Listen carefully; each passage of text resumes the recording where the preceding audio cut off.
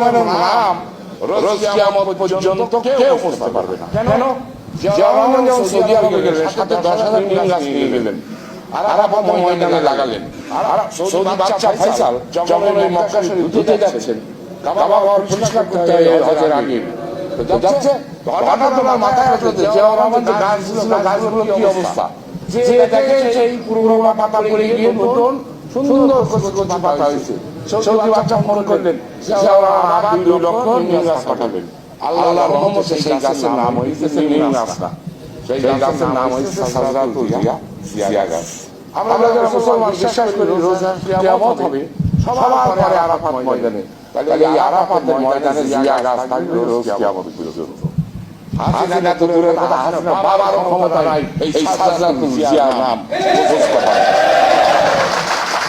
আমরা সেই দলের পক্ষে আছি, আল্লাহর রহমত প্রাপ্ত দল।